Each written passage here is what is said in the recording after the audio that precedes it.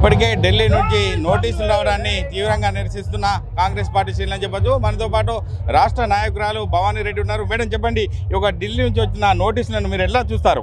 మేము అదే చెప్తా ఉన్నాము. అట్లా కానీ వాళ్ళకు నోటీసులు ఇవ్వదలుచుకుంటే, వాళ్ళని ఇట్లనే అరెస్ట్ చేయదలుచుకొని జైళ్ళల్లో పెట్టదలుచుకుంటే దేశంలో ఉన్న జైళ్ళు సరిపోవు, పోలీస్ స్టేషన్లు సరిపోవు. నిజంగా కూడా ఎంత దుర్మార్గం అంటే, ఏదైనా చేసింది చెప్పి ఓటడుకో అంటే నన్ను ఇది అన్నాడు, నన్ను అది అన్నాడు, మీరు అన్న మాటలే కదా ఆడ ఉన్నాయి. అయినా అది ఆడ మార్పింగ్ చేసినట్టు ఏమన్నా ఉందా? మీలాగా క్యారికేచర్ బొమ్మలు ఒకసారి సోనియా గాంధీ గారిని, మీరు రాహుల్ గాంధీ గారిని చేసిన ఎట్లుంది టీజింగ్ అదంతా కూడా. సో ఒకటే చెప్పదలుచుకున్నాం, మేము నీతి నిజాయితీగా పోతా ఉన్నాము, ధర్మం మీద నడుస్తూ ఉన్నాము. మీడియా మొత్తం వాళ్ళ చేతుల్లోనే ఉంది, అధికారులంతా వాళ్ళ చేతుల్లోనే ఉన్నారు.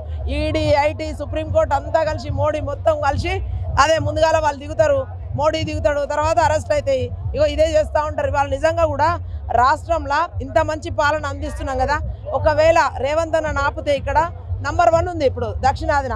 ఇవన్నీ ఏమన్నా మోరల్గా దెబ్బతిని ఎలక్షన్స్ పోయే టైంలో ఏదైనా చేద్దామని అనుకుంటుండొచ్చు. కానీ ప్రజలందరూ చైతన్యవంతులు, తెలంగాణ ప్రజలు అత్యంత చైతన్యవంతులు. డెఫినెట్గా ఇంకా రెట్టించిన ఉత్సాహంతో పనిచేస్తారు. అందులో జరిగింది ఏం లేదు. అది మాకు కూడా లీగల్ సెల్ ఉంది, వీఆర్ ఫైటింగ్ ఆన్ దట్. అంతవరకు కూడా ఆగకుండా ఢిల్లీ పోలీసు వచ్చి అత్యుత్సాహం ప్రదర్శిస్తూ ఉన్నారు. సో ప్రదర్శించని, వాళ్ళ పని వాళ్ళు చేయని, చూద్దాం ఎంతవరకు వెళ్తారు.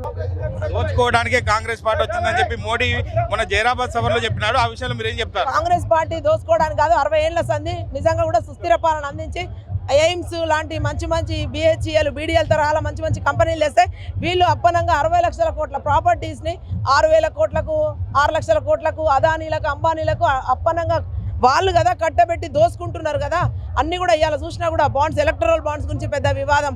ఇవాళ ఏ సంస్థను చూసినా ఏం చేద్దామంటే అమ్ముదాము, అప్పు తెద్దాము, ఆటలు ఆడదాం అన్నట్టుగా చేస్తూ ఉన్నారు. ఇంత సంపదను సృష్టిస్తే దోసుకునేది కాదు, సృష్టించినాం మేము సంపదని. మేము ఎంతసేపు అభివృద్ధి, ఉపాధి కల్పన, సంక్షేమం అని మేము పోతూ ఉంటే వాళ్ళు ఇంకేం లేవిగా మోడీ, తర్వాత పాకిస్తాను, ఆర్టికల్ 370, హిజాబు, ట్రిపుల్ తలాకు, ఎమోషన్స్ మీద ఇవన్నీ వాళ్ళు పాకిస్తాన్, కాశ్మీర్ ఏమన్నా అంటే చాలు అల్లర్లు ఎప్పుడు పుట్టాయి.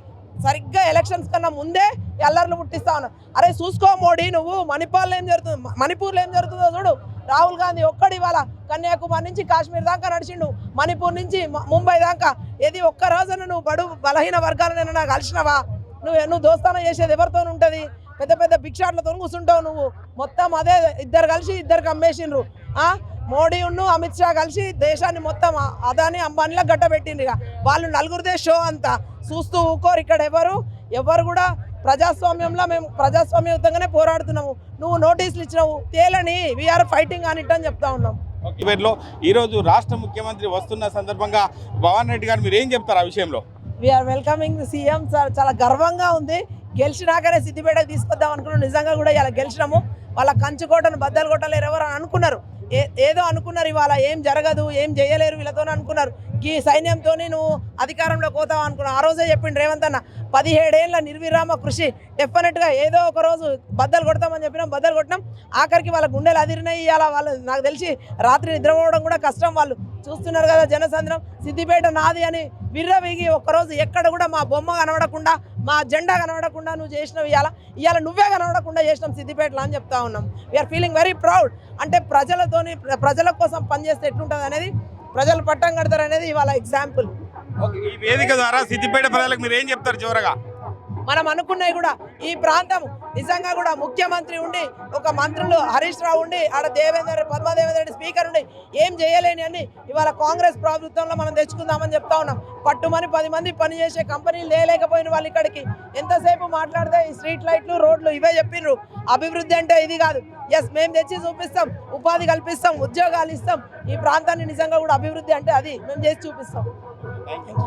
అంటే న్యాయబద్ధంగా మేము ఉండడం వల్లే ఇవాళ రాష్ట్రంలో సర్కార్ ఏర్పాటైంది.